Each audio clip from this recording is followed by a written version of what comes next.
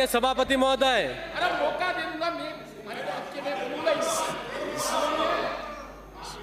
एक तरफ पक्ष है, एक तरफ विपक्ष है, लेकिन मैं आपके माध्यम से कहना चाहता हूं कि राजस्थान की जनता यहां पर देख रही है कि इस लाइन के अंदर जो बैठा है वो निष्पक्ष है। मैं निष्पक्ष तरीके से मैं हमारे क्षेत्र की बात आपके सामने रखने की कोशिश करूंगा। माननीय सभापति महोदय, आज बिजली के महत्वपूर्ण मुद्दे पर बात हो रही है, पर हम आपके माध्यम से बताना चाहते हैं कि जिस तरीके से हमारा जो दक्षिणी राजस्थान के अंदर आदिवासी बाहुल्य इलाका है, वहां पर जहां पर पहाड़ी इलाका है और वहां पर बिजली के ट्रांसफार्मर की समस्याएं हैं, वहां पर बिजली के जो एएन एक्शन अधिकारी होते हैं वहां पर अगर जनता की कोई समस्या होती है तो वो उन अधिकारियों को अगर फोन जाता है तो वो फोन भी नहीं उठता है, ना ही वहां की जनता का समाधान होता है। और जनता अगर हमारे से उम्मीद लगाकर हमसे बात करती है तो वहां का एएन एक्शन हमारी बात को भी नहीं सुनता है। तो मैं आपके माध्यम से सरकार से कहना चाहता हूं कि वहां पर झुग्गी झोपड़ियों के अंदर हमारे जो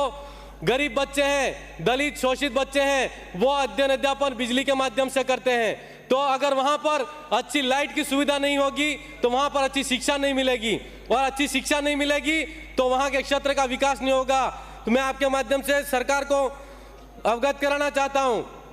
कि यह जो समस्या है गंभीर समस्या है। हमारे वहां पर पहले ट्रांसफार्मर का जो 0 रुपया लिया जाता था, मैं आपके माध्यम से सरकार को बताना चाहता हूं, कृषि कनेक्शन का पहले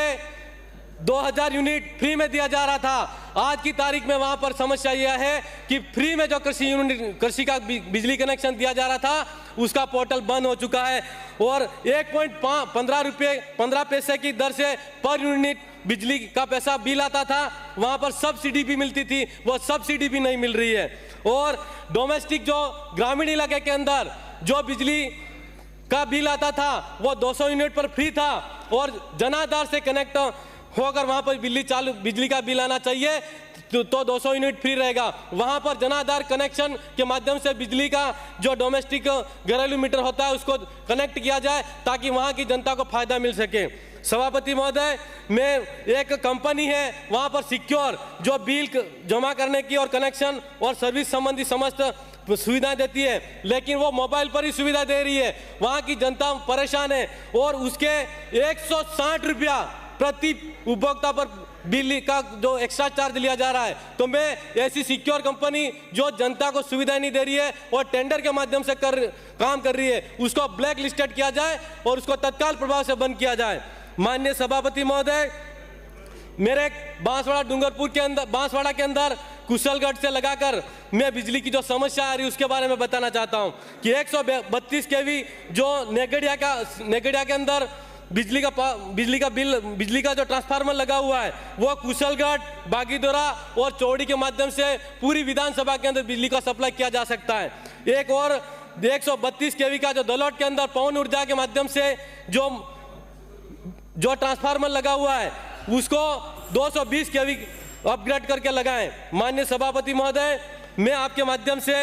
एक और सोलर ऊर्जा का प्लांट उसके माध्यम से बताना चाहता हूं कि नई टेक्नोलॉजी के माध्यम से एक ब्रेसलेस डीसी एसी मोटर के माध्यम से कनेक्शन करके सौर ऊर्जा के माध्यम से वहां के ग्रामीण को, किसानों और को बिजली उपलब्ध कराई जाए। आपके माध्यम से एक अंतिम और बात कहना चाहता हूं कि मेरे आज बांसवाड़ा जिले के अंदर जिस हम बिजली की बात कर रहे हैं, एनपीएसएल का परमाणु ऊर्जा संयंत्र केंद्र स्थापित किया जा रहा है, उसके अंदर जो वहां पर मुआवजे के लिए कुछ ग्रामीण जन और खाताधारक लोग थे उनको जबरन पुलिस प्रशासन द्वारा खदेड़ा गया। और तो मैं आपके माध्यम से अवगत कराना चाहता हूं कि उन लोगों को सुरक्षा मुहैया कराई जाए, और जो लोग वहां पर पहाड़ी इलाके के अंदर दूर दराज क्षेत्र के अंदर आज की तारीख में घर परिवार छोड़ के भाग रहे हैं उनको सरकार और प्रशासन उसको भोजन और रहने की सुविधा उपलब्ध कराए, और जो लोग उनकी मांग क्या है सरकार और प्रशासन मिलकर उससे वार्ता करें और उनकी मांग को पूरा किया जाए। माननीय सभापति महोदय, एनपीसीएल पावर प्लांट है वो वहां के ग्रामीण जनों की मांग है कि ये पटेल जी